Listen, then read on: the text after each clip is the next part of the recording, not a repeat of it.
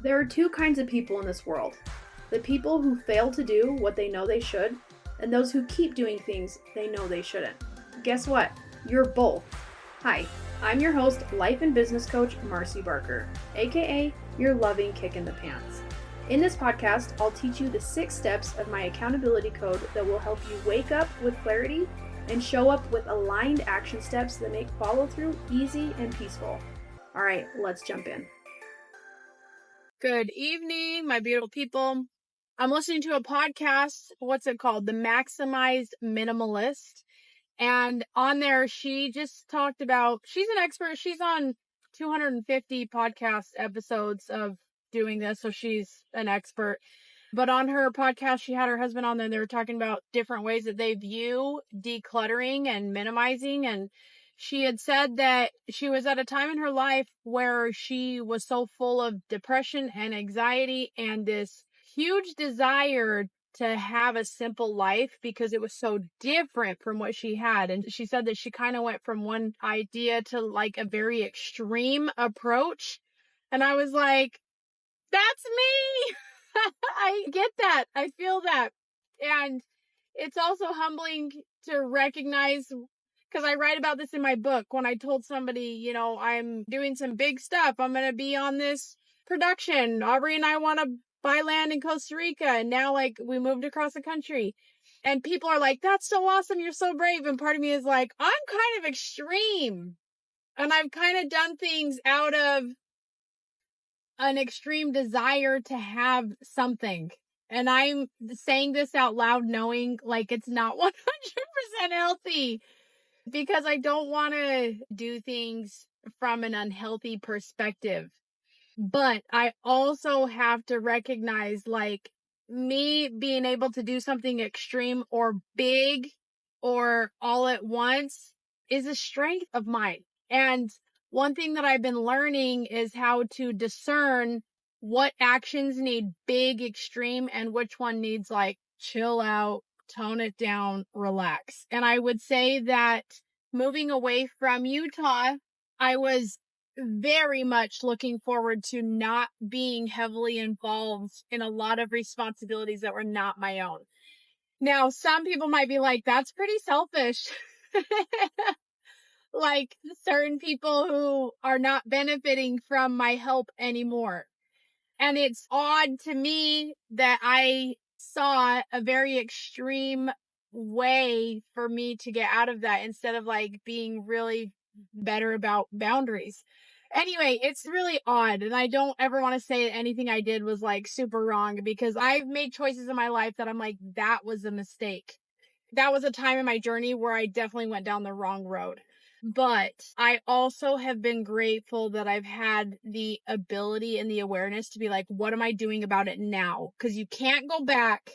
You can't change things in the past, but I am a firm believer that you can make the best of any situation, no matter what.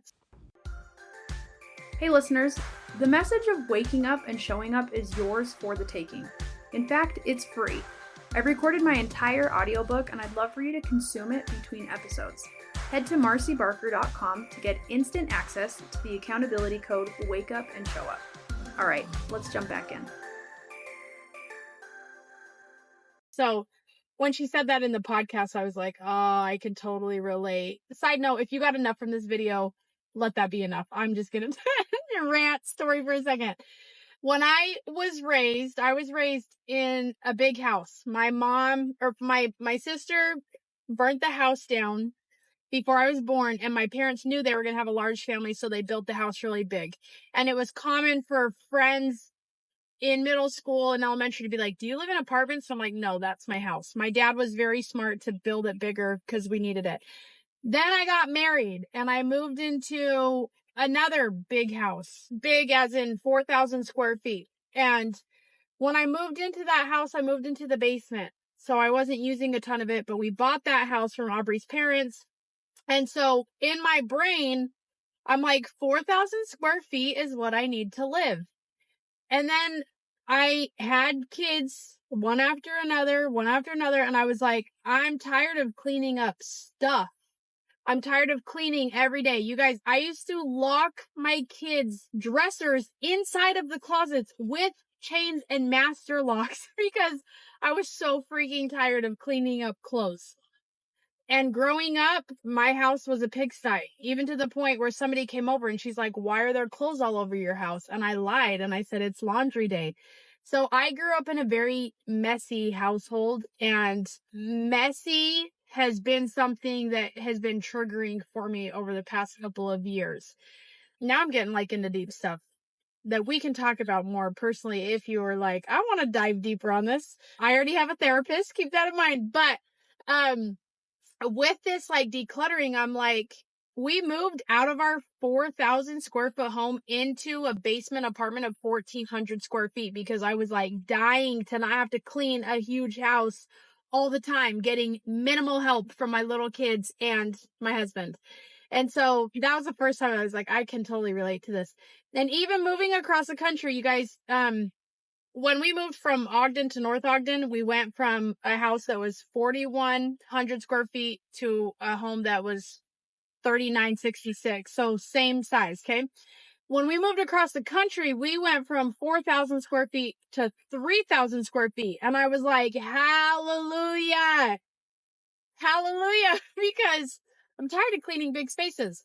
So I find myself still in those moments of like, what choices am I making? Because I have this extreme need to be a certain way. So like every time I listen to her podcast about decluttering, I'm like, what can I do? What can I do? But I feel like I have a really good head start because we moved across the country with only what we could fit in our 2 cars.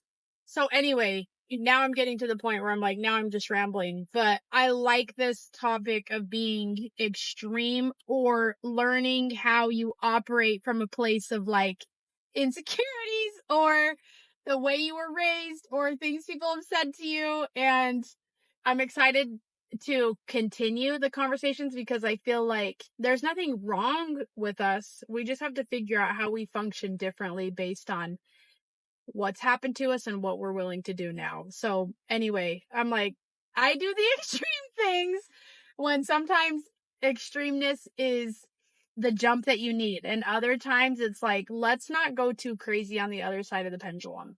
So I don't know if I was just talking to myself with this whole topic or if you guys needed to hear it too, because there's a lot of times where people feel like that's the only way to get out of something is to do an extreme. And I saw this a lot in the fitness industry where people are like, I'm giving up flour, I'm giving up sugar, I'm drinking a gallon of water every day, I'm doing 75 hard, I'm going to work out twice every single day for 75 days straight. Like a lot of this extremeness it can be pretty damaging, but there's also a lot of lessons to be learned when you're willing to go way far away from things that aren't really in your best interest. So anyway, this was long enough that maybe it's a podcast episode now. So if you guys have questions and comments, you guys, I'm always up for it. So thank you for being a part of the conversation. I mean, you guys, I'm saying these things because I trust that my circle of people are really cool. And if you're not and you got some judgmental thoughts or comments, I'm open for those too. I think it's all just really good conversation to be had. So anyway, thank you for being in my circle. Hey friends, I want to thank you for listening to this episode of Your Loving Kick in the Pants. If you got any value out of this episode, I would love for you to drop me a review or share with a friend what you learned. All right, I'll see you next Wednesday for Your Loving Kick in the Pants.